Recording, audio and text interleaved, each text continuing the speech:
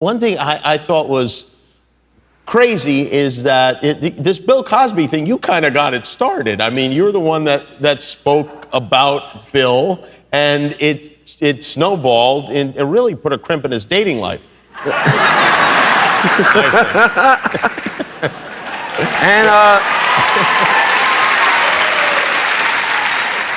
No, it's definitely a weird situation, man. I get a lot of messages from people about it. You know, the weirdest thing.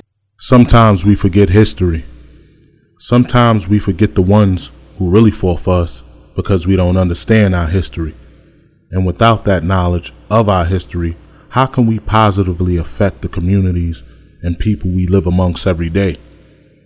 Some people in our society would rather have the past relegated to the past or history. But if you can't judge a man, a people, and a society by its past, what can you judge them by?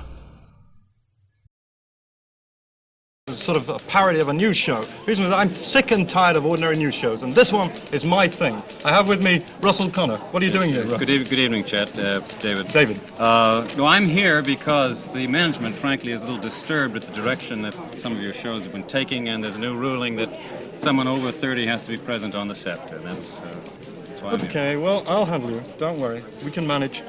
This week, something happened. Eartha Kitt made a big statement in the White House. It's funny how black people who make bad statements, or what the public thinks are bad statements, are immediately given publicity. But there are some positive black people around, and we talk to them, and Eartha Kitt's one of them, incidentally. The man I talked to was Bill Cosby, and I talked to him about Eartha Kitt. Bill Cosby is a really sweet guy, and I enjoyed talking to him. He's sincere, he knows what he thinks. He's a man who's made it in the white superstructure, he thinks. He's a man who's made it in the white superstructure. He's a man who's made it in the white superstructure. Made it in the white superstructure, but nevertheless still wants to do artist. She is the kind of woman that will say what she means and what she feels. Eartha works with those children in Watts. She knows how they feel. And it was on her mind, I do imagine so, on her mind, because she's right down there with those kids, teaching them to dance, giving them lessons in acting, so forth and so on. You should see that class, by the way, and the whole building that she's working with. And, you know, when you try to teach kids and get them to educate themselves, then you really find out the problems. The problems that, for instance, like the mother and the father don't particularly even care to lift a hand to help the kid because they feel that nothing is really going to come about. It's all just a bunch of, it's a crock, that's all. So why are you teaching them to do something and getting their hopes up for something when later on when they go to get a job, somebody's going to say, no, you can't because, you know, you're black. So the parents don't want the kids to work for it. And as a result of this, many black kids listening to people in the streets, listening to their parents who say that this is not our country, you know, why are we pressing ourselves on the white man, feel, well, we shouldn't even be out there fighting. You know, an awful lot of kids are put down because they go into the service or they join the service. And when they come back home, there are many soldiers, black soldiers that have been fighting in Vietnam, putting their lives on the line.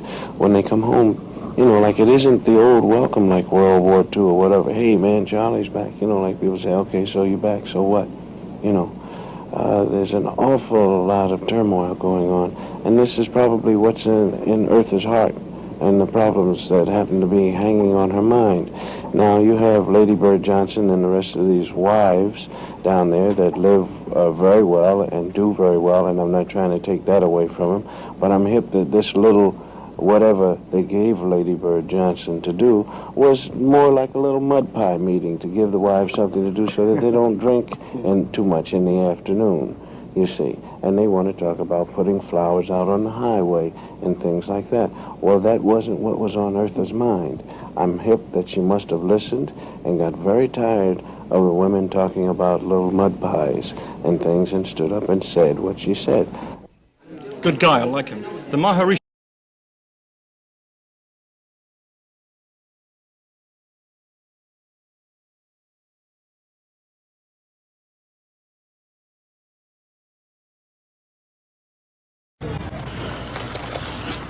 Slavery.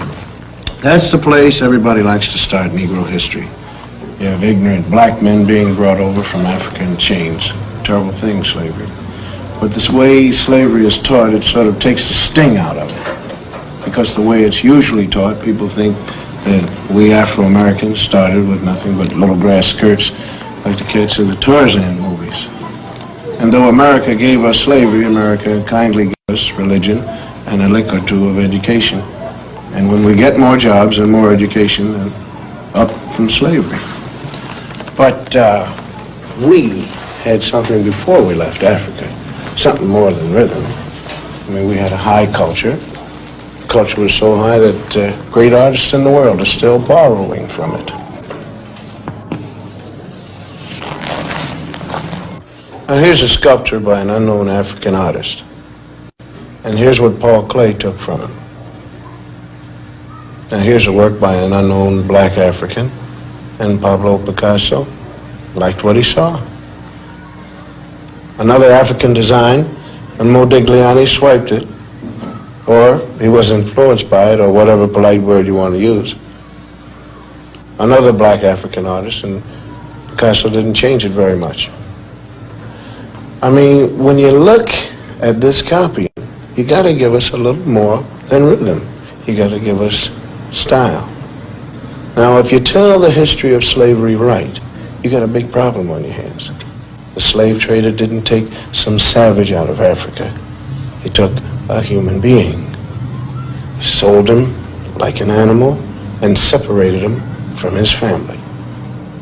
America invented the cruelest slavery in the history of the world because it broke up black families. After slavery was over, America kept breaking up the black man's family. And that's some awful history to teach. Now, if you want to look history right straight in the eye, you're going to get a black eye. Because it isn't important whether a few black heroes got lost or stolen or strayed in America's history textbooks. What's important is why they got left out. Now, this country has got a psychological history. There was a master race, there was a slave race. And though there isn't any political slavery anymore, those same old attitudes have hung around. I mean, the burning part of Burn, Baby Burn is right here in this classroom. We want to thank Mrs. Lovely Billups and the whole gang here at the 4th grade for the brilliant and intelligent artwork that they've done here to make this whole broadcast sing. I want you guys to keep pretending that I'm not here. You're doing a great job, and just keep on drawing and reading and writing, doing what you have to do, because I'm going to talk about some other kids. Not you, Mary, John, and Bob. These are kids from other schools. Did you know in some states it used to be against the law to teach blacks to read or write? Nowadays we're getting these integrated schoolrooms, and most people think that if we get enough teaching and enough jobs, everything is going to take care of itself. But there is a scar of history running right through kids as young as these. It tears you up if you know how to look at drawings kids make, because kids shouldn't know much about history and anything about discrimination. I mean, nobody hates little black kids, but why do some of them cause so much trouble? And if you ask black and white children to draw themselves, or trees, or houses, some strange things happen. We asked some ordinary white kids from ordinary families to make some drawings for us. Like, well, let's call him John. John's white, and we asked him to draw himself. This is John. This is his house, and this is his tree. Then we asked a black kid, let's call him Ralph, to do the same thing. This is Ralph's drawing of himself. This is his tree. Now, why should two kids of the same age draw so differently? Enter the expert. This is Dr. Emmanuel Hammer, psychiatrist specializing in children's therapy. Well, let me illustrate it for you. Let's take these drawings. No matter what a child draws, he's really picturing himself. Ask a secure child to draw a tree, and he's likely to draw a bountiful, spreading tree. A black child drew this tree, cut off in its growth, stark, bare, ungratified. It works the same way with drawings of people. Normal children, average drawings. The mood is happy, the child feels capable, the drawings are complete, and the arms are developed to emphasize strength. These children were old enough to draw complete figures. The significant fact is what they left out. Arms, hands. A child may sense that a situation in life is so powerless that he himself is equivalent to an armless man. My own study reveals that armless people appear 3 times more frequently in the drawings by black children than those by white. The faceless beings suggest that these youngsters not only feel themselves to be less than they might be, they don't even feel themselves to be. The black child who is forced to live in a hostile world may disappear in self-defense. He drifts through life feeling like a shadow. He stops caring and he stops trying. A child who has this on his mind cannot be a child. A child who has this on his mind could want to burn down cities when he gets older. The whole confusion was summed up by a black 9-year-old in these 2 paintings.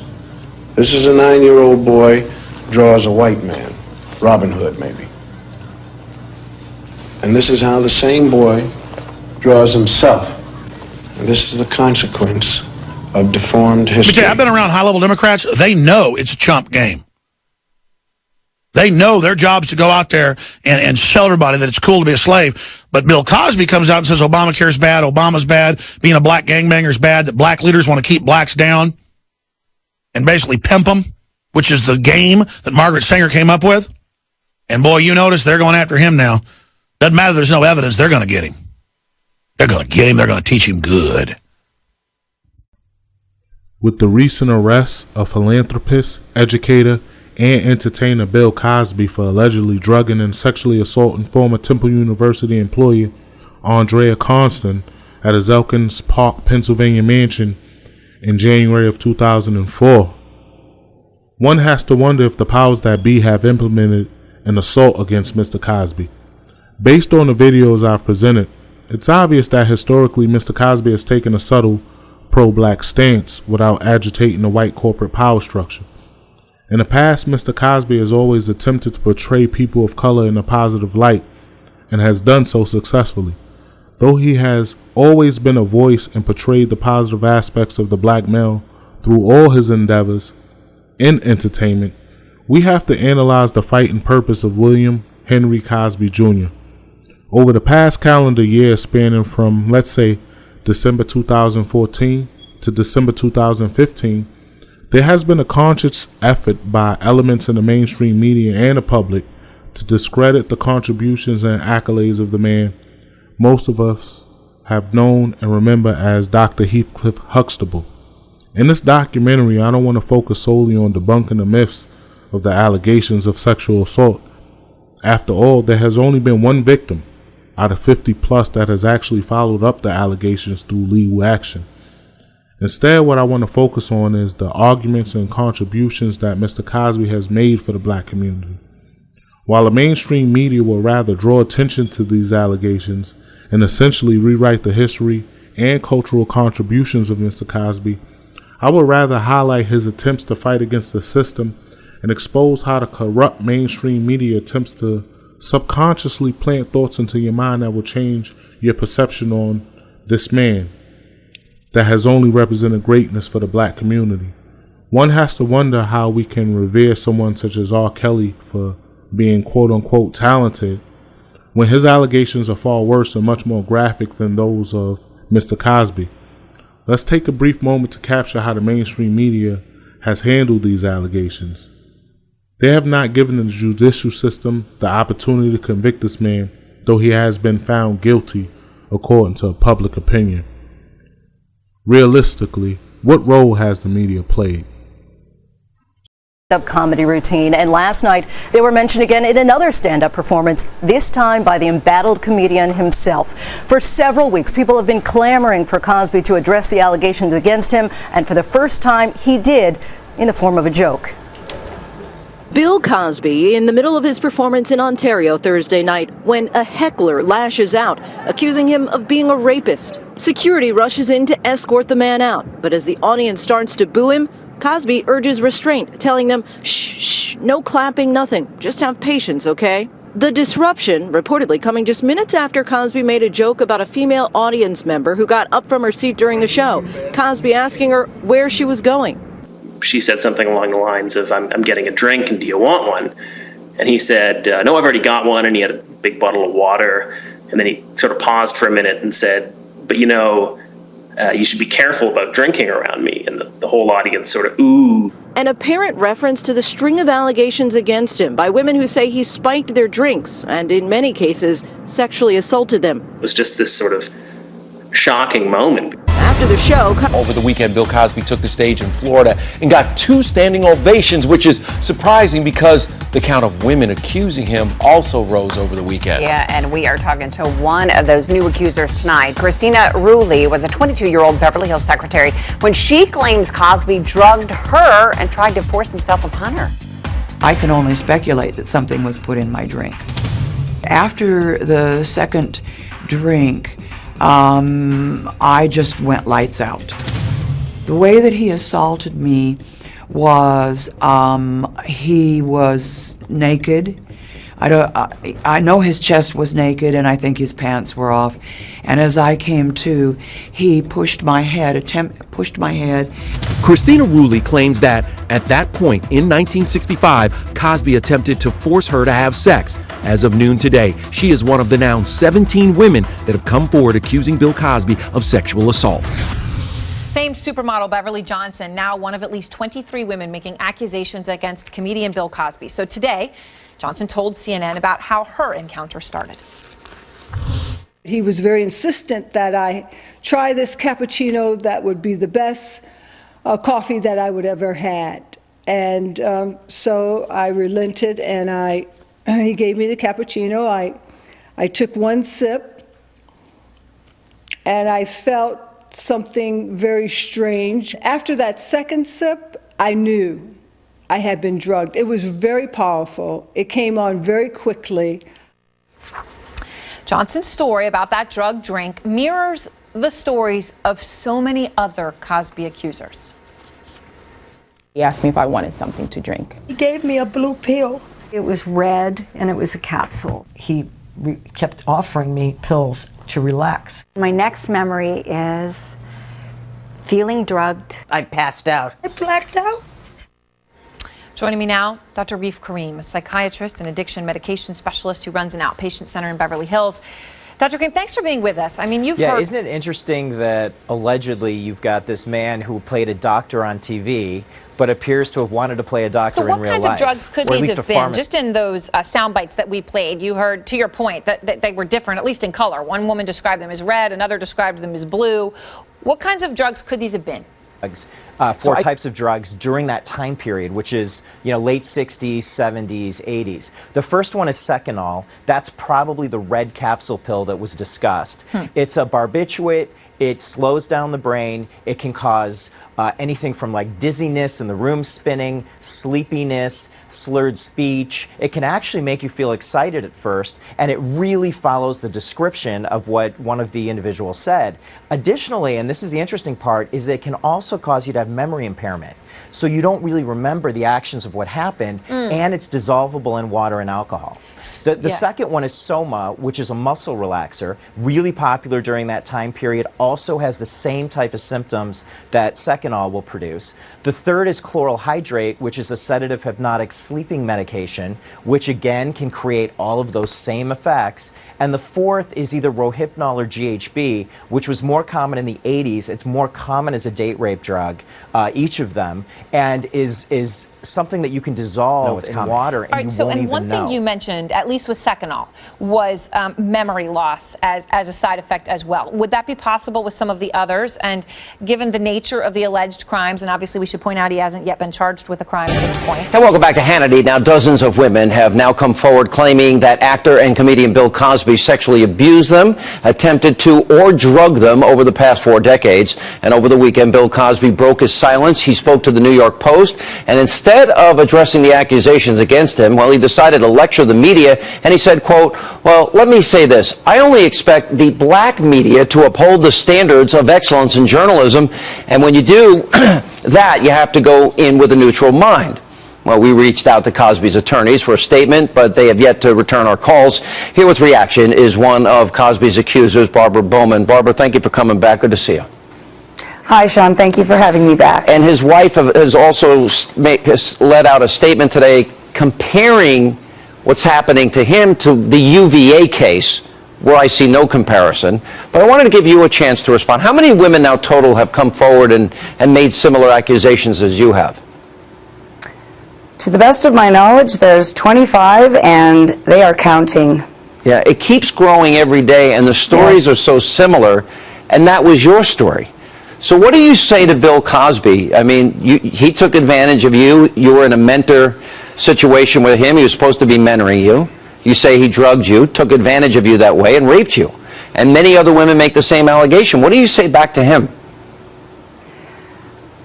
I think that it's very irresponsible to make a comparison of our situation and the UVA situation. We have 25 women that have the same or very eerily similar stories that date back decades. We have been speaking out loud, we have been sticking together, and we have been telling our stories publicly and privately. There are some women that are still coming out anonymously, and we have been down that road, and we have never been discredited. Bill Cosby and his team has said over and over that these women have been discredited, and I have never been, nor have any of the others, to the best of my knowledge. And Barbara, you and many others told people at the time, you even went to an attorney at the time, but because he was, quote, Dr. Huxtable, you said they laughed at you and the idea that you would bring some type of action against him. Yes, that's very true. I did tell my agent, and the friend that I was with at the time who knew of it, we both went to her. She did absolutely nothing, and in fact turned it around on me that I had somehow instigated and was ruining a very special situation, and how could I defame and degrade the situation that I was in when I should have been considering myself a very lucky young woman. So I had two people that were trusted, who were in authoritative positions, who were letting me down. One was Bill Cosby, who was raping and drugging me. The other was my protected agent. I was supposed to be safely in her care. And when I finally did get the courage to tell someone of authority again, it was an attorney. There was no telling the police at that time. Certainly, he was Dr. Huxtable, and he was one of the most powerful men in America. What cop was going to believe me when he was going home to his family, and they were sitting down in front of their favorite show on Thursday night watching their favorite person on TV, and there was me, and I thought it was just me. All right, Barbara, thank you again for telling your story. We appreciate it.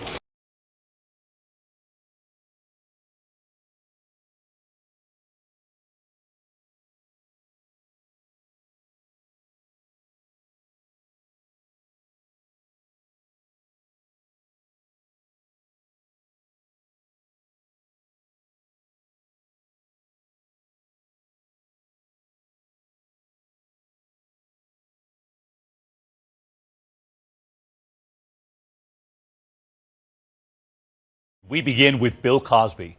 America has been watching his stunning fall in slow motion, and tonight, a turning point. For the first time, criminal charges for sexual assault. Stepping out of that SUV today, his legal team holding onto each arm, as he then makes his way into a small courtroom in Pennsylvania, unsteady on his feet as he walks over the curb here on his way into the courtroom. Going before the judge, later taken to the police department, fingerprinted, and tonight free on $1 million bail. This evening, we are learning more about the woman behind the charges and what she says happened, and why this time there were criminal charges. ABC's Ryan Smith was in the courtroom. Tonight, a frail Bill Cosby walking into a criminal court. The once venerated comedian appearing before a Pennsylvania judge to face a charge of aggravated indecent assault of this woman, Andrea Constand. These charges stem from a sexual assault that took place on an evening in early 2004 at Mr. Cosby's home in Cheltenham Township, Montgomery County. Cosby met Constand through her job with the Temple University basketball team. Court documents say he gave her 3 blue pills he claimed were herbal, saying they would make her feel good and take the edge off, calling them 3 friends to help her relax, and asked her to taste the wine. Within minutes, she began experiencing blurred vision and difficulty speaking. Cosby then telling her to lie down, according to the criminal complaint, and assaulted her while she remained frozen and paralyzed. Criminal charges were not filed at the time. Constand later filed a civil suit against Cosby, but that ended in a confidential settlement.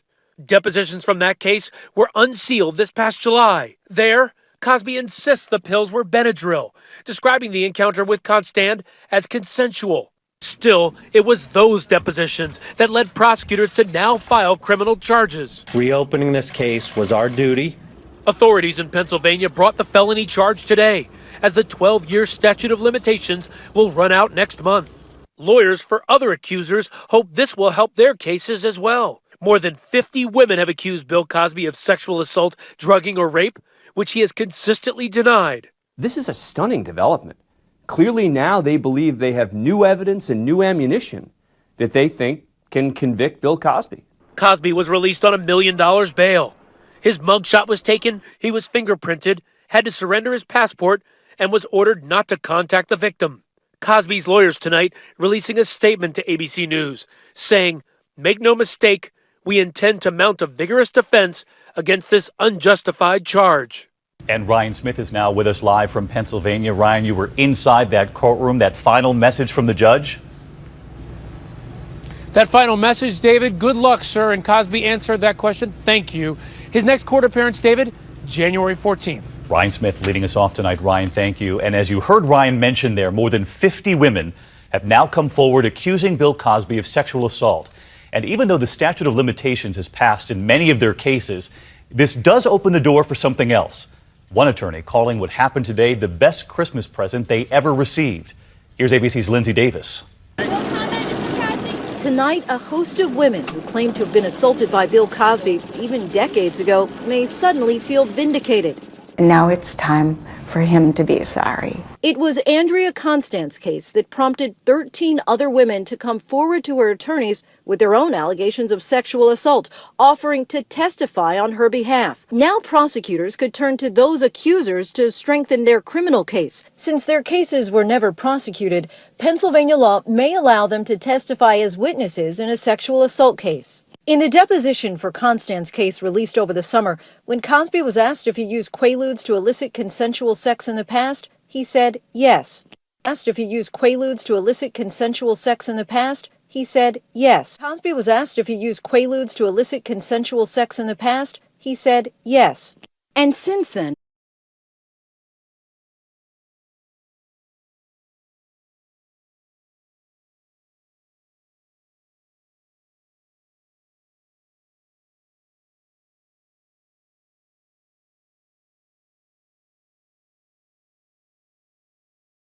Cosby was asked if he used quaaludes to elicit consensual sex in the past, he said yes.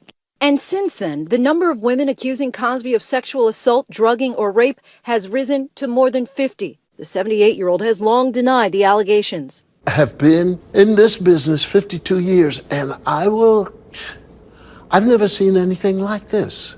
When the embattled comedian sat down with us back in May, he would not discuss the allegations directly. And I can't speak. Earlier this month, the man once regarded as America's favorite dad fought back, filing a countersuit against 7 of his accusers who had filed defamation suits against him. We are now taking steps in order to right a wrong. The statute of limitations for pressing criminal charges has expired for most of the accusers, but several civil suits are in the works. Seeing him criminally charged and having to face a trial is the best Christmas present that they have ever received. This Philadelphia hotel is where Cosby was deposed in the Constand case. Several of his alleged victims are saying today they're hopeful the prosecutors can use that case to put Cosby behind bars. David? Do you see how the corporate mainstream media has essentially indicted this man before he has even been tried by the justice system? Prior to December 30th, 2015, he wasn't as so much even put into handcuffs, questioned by police, let alone tried or convicted for anything related to sexual assault. The endless attention and coverage the mainstream media has given these allegations has become more of the story than the allegations itself. They have sought to sensationalize the story and the dramatic accounts given by Cosby's accusers. People have become enamored and attached to the emotional presentation being put on courtesy of the media. The obvious problem in this country is that we the people have a tendency to believe whatever the talking heads on the tell lie vision tell us. If it's coming from a place of so-called authority, then we automatically assume that the time has been invested in researching a story and we are being presented with 100% facts. Now, I'm not necessarily here to debate or debunk all of the information related to these allegations. I honestly think that Mr. Cosby may have had contact with many of these women. Was it sexual contact? Was it consensual? Was there some sinister actions involved on the part of Mr. Cosby? I honestly don't know, and without due process and the justice system's involvement, it is rather difficult to decipher facts from fiction, because all of the facts and information has not been put on the table. Before his death, we all witnessed the allegations that were leveled against Michael Jackson, who for years was accused of being a pedophile and a child molester. But when Mr. Jackson was given his day in court and all of the facts of the case were presented, he was exonerated and discovered to be a victim of an extortion plot by a father of a child that he befriended. What I do question is that with the amount of women that have leveled these accusations at Mr. Cosby, is why now? Out of all these women, not one out of 50 plus had the courage to step forward, to go to the authorities. Not one of these women had a confidant, a best friend, a sister, a parent that they can confide in, that would encourage them to bring these allegations to the police. As I stated, I can't dispute the legitimacy of these allegations, nor will I attempt to debunk them, nor am I condoning rape and looking at these allegations as something that should be overlooked. But what I do know is that in one calendar year, Bill Cosby has lost his brand, a legacy, and a reputation that took him 52 years to build.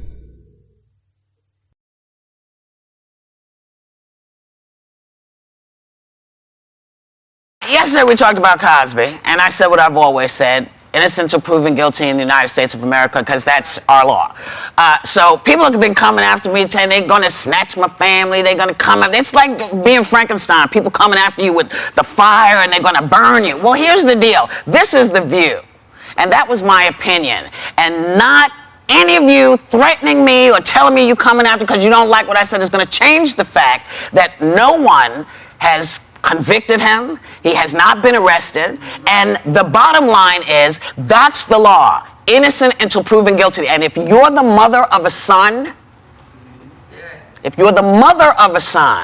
who gets accused, you want to keep innocent until proven guilty. Just ask the parents of the boys of the Duke lacrosse team. Remember that? We raked them across the coals, burned them at the stake, took away every opportunity they had of school, they were done. And it turns out it wasn't true. So I think we all, and UVA, same thing, we all have a very important role to play when it comes to abuse and rape.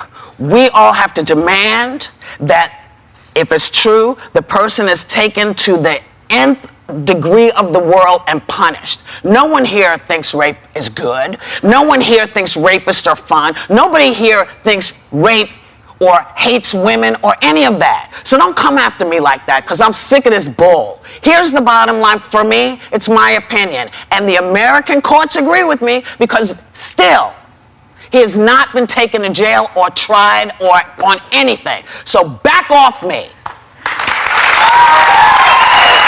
She has handled herself in dealing with those questions. Like a class act. I worked with her. She did. Yeah. She has been peppered with questions. Absolutely. Sure. And you know what? It's part of it that they would attach her name to Mr. Cosby because they have history together. I worked on The Cosby Show and was honored to do the show. And I have to agree with Keisha. The man that I met is nothing like the man that they are describing. He was nice, kind. There was no sexual overtones or anything, so I defend him and I stand by him as well, too. But it also makes it all the more heartbreaking. Yes. These women are correct in their assessment. Well, and this we shall see. We all weren't there. And, exactly. you know, as I said, the man that I met and Talk about this. Who is that? Y'all know who he is. Bill Cosby. Now, why am I putting Bill Cosby up here? He's just an entertainer, right? But I got to say, he a pseudo-activist because I'm telling you, he got a video. If you get a chance to get it, watch it. It's called Black History Lost, Stolen, or Strayed. He did it back in the 60s or 70s. Excellent. You know, it's powerful. Bill Cosby, not your average Negro. He's a really good Negro. He's a Negro. He's a Negro, though. But he's a good Negro. He's the Negro. If you got to have a Negro around Bill Cosby because he does care about how black people look and how we feel about ourselves and how we carry ourselves and how the media depicts us. Why is he up here? Let's talk about it. How many people know that in 1992 and 1993, Bill Cosby tried to buy NBC? He did it twice. In 1992, he tried to slide in there and buy the whole network. They found out and the small heads they went ballistic. Then he had the nerve to come back in 1993 and try to buy it again. And they just started basically telling him, look, you know what, I don't care how many billions you got, you know what you are, you ain't getting no network. So, do y'all know why he wanted to buy the network though? See, that's the story that's not told. I started doing research, I couldn't believe this.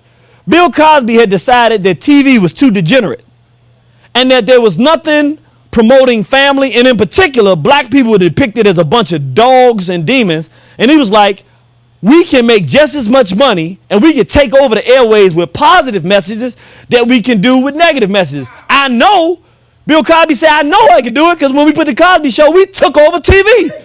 So Bill Cosby was like, y'all don't understand, I want you to understand. It wasn't like he just said, I want to buy a network. He was fighting them on the degeneracy. Remember real recently, 3 or 4 years ago, he came out saying, stop walking around and acting. That's part of this decency thing is a Cosby thing. Well, see, remember, who controls the taste of our people? The whites, the media. That's how they make us want all this death. If you get Cosby on there making us change it, they can't do the things they doing to our people. He ain't look at it like that. He ain't understand what he was fighting. He was just like, I want a network to show you I can do better programming than you do. He's launching a war he ain't even know. So what happened?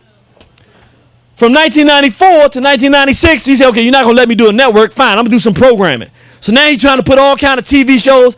I mean, literally, he's fighting the degeneracy. He's like, this filthy stuff is on TV and shouldn't be on here. And he got power. I want you to understand, he got influence and power because of who he is. The small heads finally got sick of it. What did Bill Cosby have that he loved? He had a son. 1997, Bill Cosby's son, mysteriously, his tire blows out. He's on the side of a road trying to take care of his tire.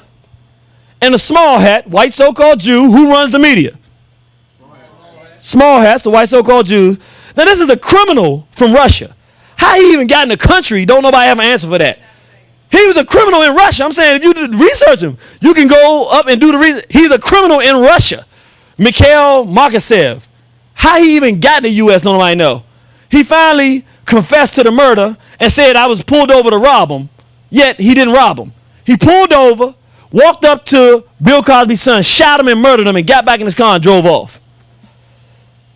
Now, he went to jail for it, but my point is what? After 1997, you ain't heard Bill Cosby trying to buy no networks. This is warfare. I know people think all these conspiracy theories, well, these are conspiracy theories because we can't prove them, but guess what? We got over hundreds of years, 200 years of things that occur in this same exact pattern to say this is what makes sense. I'm not mad at Bill Cosby because I know he's trying to do the right thing, but I will say something about some of our brothers and sisters getting these high positions. You make a bad decision. You get so high and mighty on your horse that you don't want to have no connection and reach back to people like us because we too militant. We fight too hard. We screaming down the throat of the European. We say things you can't say, but you make a desperate mistake. Marion Barry didn't make that mistake. Marion Barry stayed tied in right to everyday people. What's the difference between you and everyday people? You can talk, you can spend money, you can help us build what we have here into an empire because you have mastered the economics of it. But when somebody murder your son, you go cry. Your brothers and sisters out here ain't gonna go cry. See, if Bill Cosby was putting in and had the outreach, so he don't have to come show his face all the time.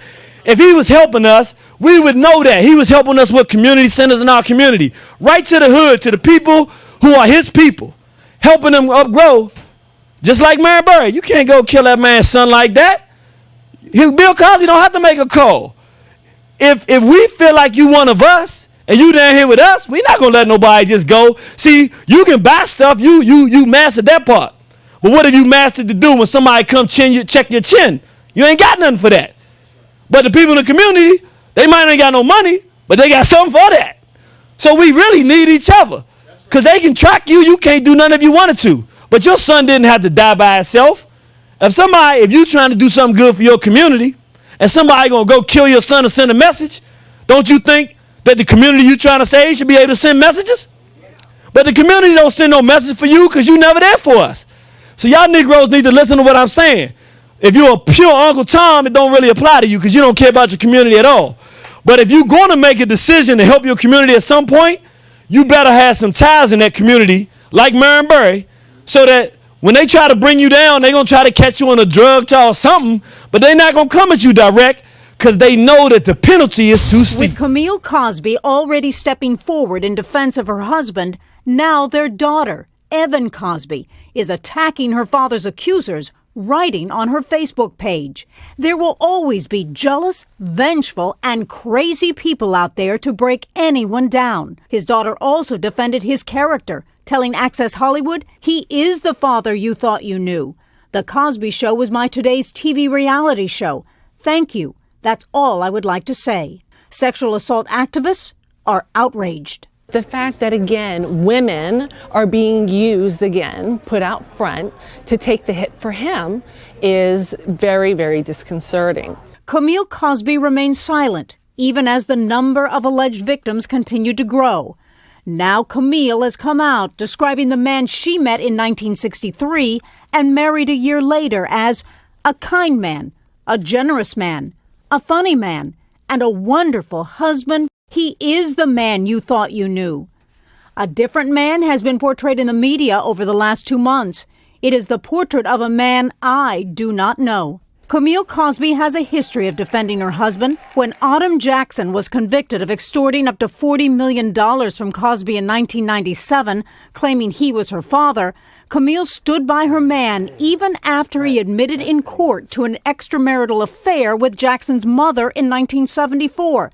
Saying through her publicist, all old, personal, negative issues between Bill and me were resolved years ago. Now Camille is comparing allegations against her husband to news coverage of an alleged gang rape at the University of Virginia. The media were quick to link that story to stories about my husband, until that story unwound. For her to bring in the UVA rape case, what was that about? I mean, we're talking about over almost 24 accusations and allegations with a consistent pattern over decades versus one rape allegation. Camille concludes her statement with the most important question of all. None of us will ever want to be in the position of attacking a victim. But the question should be asked, who is the victim? Bill Cosby is the one who many say can step forward and answer that question. Now, Aaron, you started out this piece with the news that we just got. The Los Angeles District Attorney's Office has decided they will not bring criminal charges against Judith Huth, alleging sexual molestation by Cosby. It's a 40-year-old case. I don't think that is unexpected, but remember, there is still a civil suit that was filed several weeks ago that at this point is still going forward. I could never question the character of Bill Cosby because I don't know him. I cannot sit here and stare at a blank canvas and pretend to be able to paint a portrait of a man that I've never met nor interacted with. However, I can base judgment on a person on what they portray. And though I know as a man Bill Cosby may be flawed, and at times he has displayed the imperfections and vulnerabilities of any human, I can only form an opinion on him based on what he has presented. And for me, that was a consummate black father. Because see, during the height of the crack epidemic, black families across America were able to tune into NBC at 8 p.m. every single Thursday for something that we strive for, something positive. He showed us how to be successful black men in the corporate arena, whether we acknowledge it or not. And he did this without yelling or cursing and being belligerent. not being shown as weak, vulnerable, or lacking intelligence. We weren't bombarded with the image of a lazy, despised, typical, dumbass dad on TV such as Al Bundy on Married with Children or Homer Simpson. These were shows that were aired during the era of The Cosby Show that were kind of the direct opposite. Instead, black people were given the image of a black man as a doctor, a father, and head of household. It was rumored that Felicia Rashad, who played his wife Claire on the show, was casted to play the role of a housewife. Instead, she was given a role of a loving, caring, and supportive wife and mother, and the occupation of a lawyer. My point is that during one of the lowest points of the black community, during the height of the crack epidemic, poverty, and inner city violence, we were given a role model. We were given something to aspire to. And we didn't begin to see changes and allegations like this against Bill Cosby until he attempted to utilize his position of power and capital to implement changes within the black community, such as his numerous attempts to purchase NBC or acquire a network and utilize his position to influence how people of color are portrayed on television. Has he dealt with adversity within his personal life? Of course. He has dealt with outside issues surrounding infidelity in his marriage. The Autumn Jackson case played out heavily in the media, but she is serving time in jail for attempting to extort Mr. Cosby, whether she is his illegitimate child or not. He dealt with the death and mourning of his son Ennis. He dealt with the backlash from the black community because he spoke out against the ignorance, our lack of good parenting, and our overall presentation in the face of white America. He lived through the civil rights era. He released one of the most controversial documentaries of all time in the wake of Dr. Martin Luther King being assassinated. But I think the biggest flaw that Bill Cosby has made, based on his knowledge, based on his past, is thinking that America, or the world for this matter, will be willing to assimilate a black man completely into their culture, their world, and allow him to wield his power and influence over millions of people of color. You see, it was cool when he was on television generating millions of dollars for NBC and all the other networks he's done business with. But the minute that he decides to utilize his name, image, and platform to implement real change for black people, well, I guess you see what happens.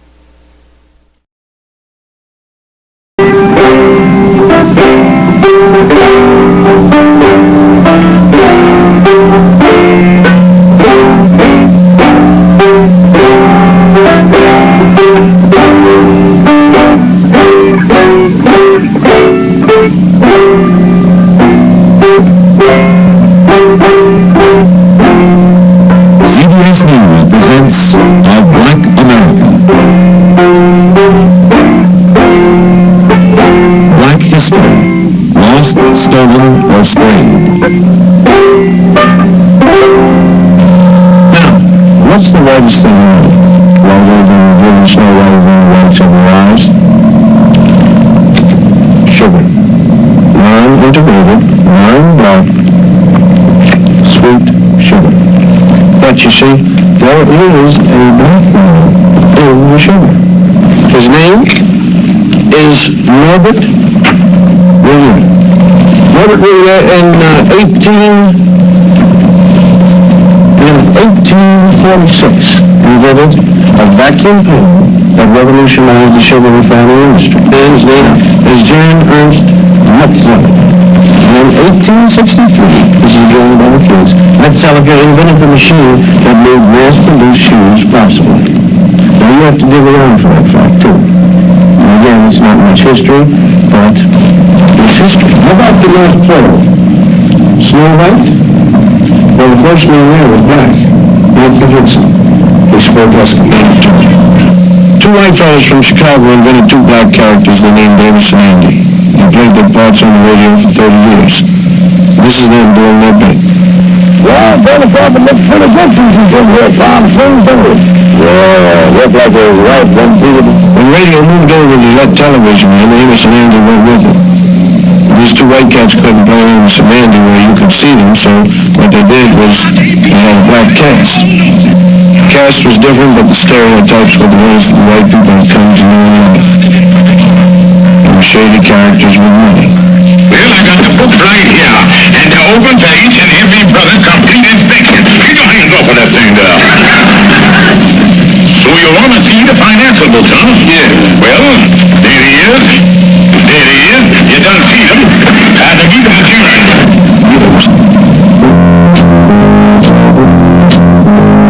The message used to read, black is nothing, white is beautiful. For a long time, a lot of black cats spent their lives trying to be white. For instance, hair.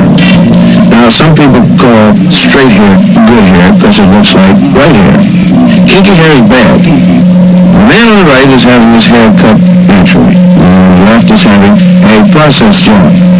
What the barber is doing is applying harsh chemicals to his head, so he'll have straight hair, like those movie stars have. It's a painful, long process that costs $6 and has to be looked after every couple of weeks. And these days, any young black man will find the whole process demeaning. I mean, it's out, even in the ghetto.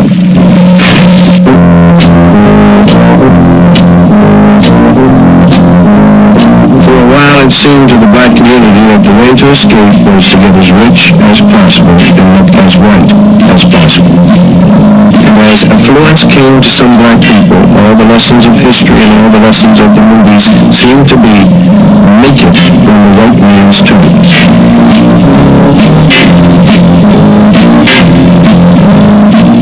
So the rich black cat took the rich white cat's dreams and tried to walk through the door. Today, many middle-class blacks have the education and the ability to buy everything the white man dreams. Every dream but one, heading into the center of the country. When you can't make it, you make up your own. A lot of black women think we were going to make it. There is a fallacy in this country that says that any man by his merits can make it. That is not true. Do not believe that. It is not true. Because any man in this society cannot make it. That's where the whole fallacy is. White man keeps saying to you, if you just stop being black, if you just stop shooting your people on Saturday night, you just stop talking Negro dialect, you clean yourself up, get yourself a job, you're going to make it in this society. It's not true. I know for myself, I have a master's degree in social work, and I know that people won't accept me. And I was an honor student, and I know I can make it. They won't accept me. They don't discriminate against me because I'm a Christian. They're discriminating against me because I'm black. What do you want? I want freedom. What do you want? I want my freedom man. Well, you have to wait till next week, you know. You can't have it now. Can you wait till next week? Sit down. All right, young man, stand up. When do you want your freedom, young man? I want freedom now. You can wait till next week, though, can't you? No. Michael, you just have to wait till next week. You can't have it now. Are you willing to wait till next week? No. Suppose I said that, you have to wait till next week. Now, you're going to wait till next week, aren't you? No.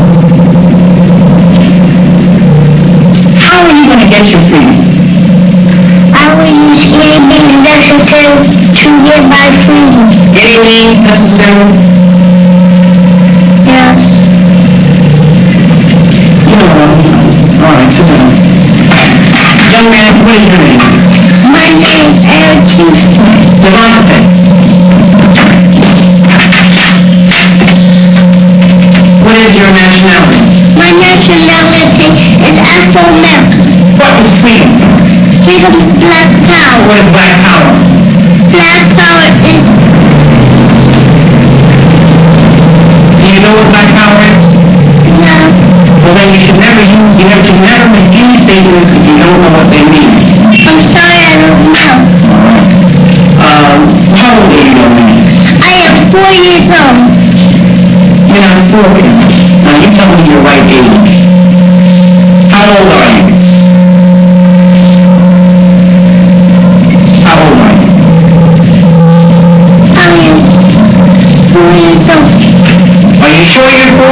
Yes. You're gonna let me turn you around and tell me you're somewhere? You're 6 years old, Eric. Yeah.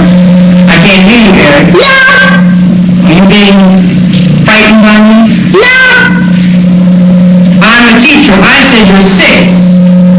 I am 4 years old. Alright, you stand up for it, and you shouldn't be weak. You stand up and say it. You ought to scream it in my face if I try to tell you different, right? Yes. Have a seat. Stand up, young man. Are you a Negro, Travis? No. Are you a flunky, Travis? No. What are you? I am black and beautiful. And what else are you? Are you a boy? No. What are you? I'm a man. What kind of man? Black and beautiful man. What kind? Are you an old man or a young man? Young man. Very good. Very good. Are you going to let somebody just make you a boy? No. All right. Suppose I tell you something wrong, Travis. Are you going to do it? Yes. You going to do something if I tell you when it's wrong? No. Have a seat, young man. Eric? You're going to be reasonable, aren't you? No. Come here.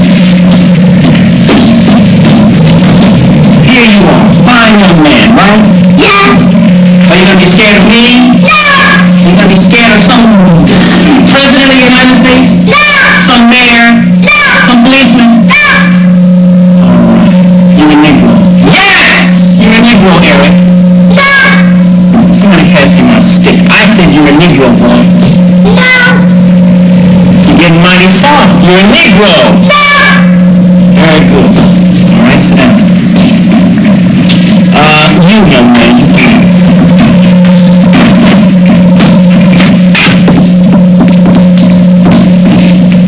Your nationality is American Negro.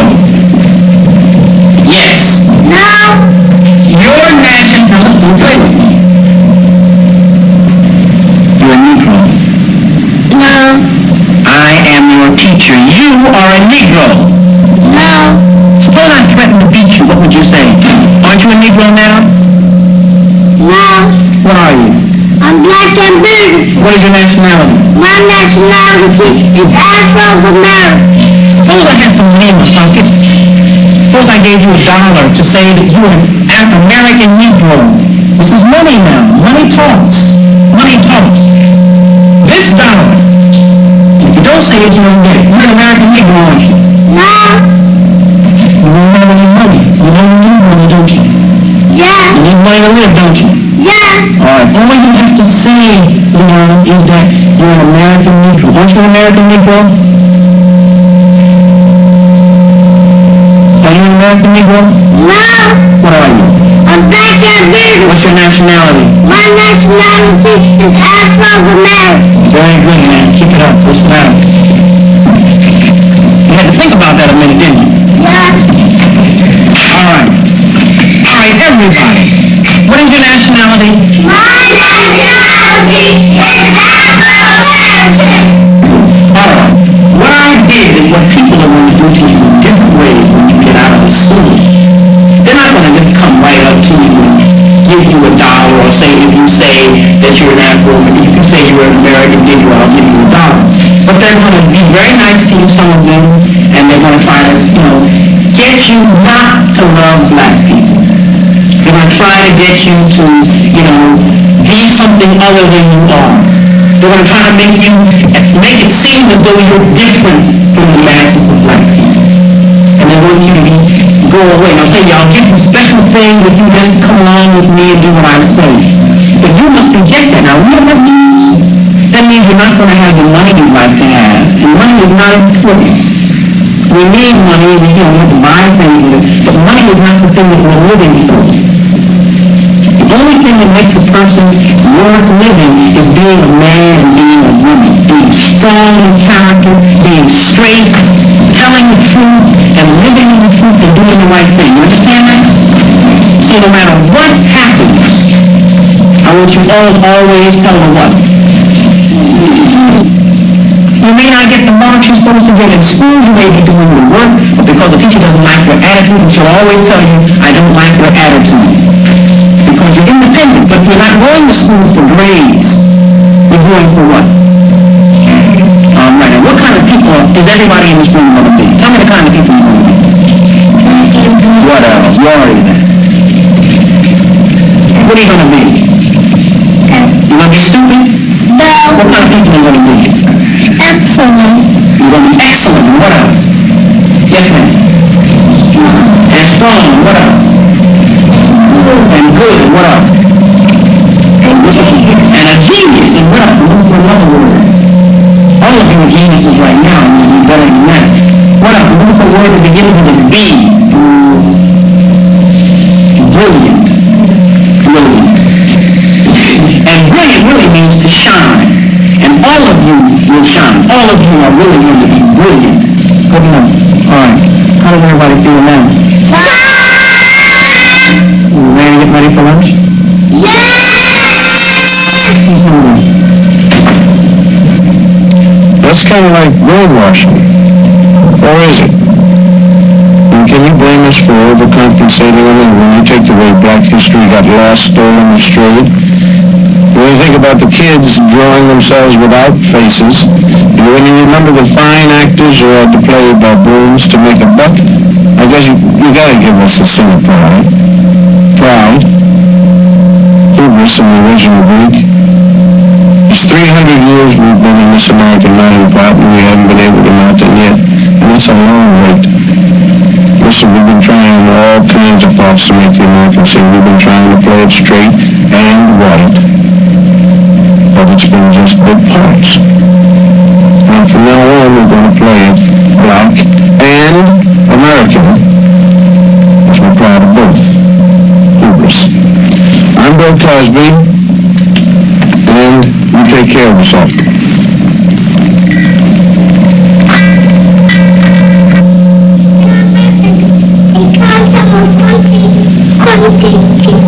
Alright, what is a set?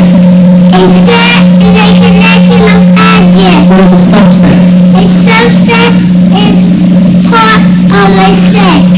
What is a member? A member is one unit of a set. What, in terms of set comparison, does larger mean? Larger means a set that has more units. Excellent. One more time, everybody together. I'll ask you a little question. Let's see if you can do it. Alright?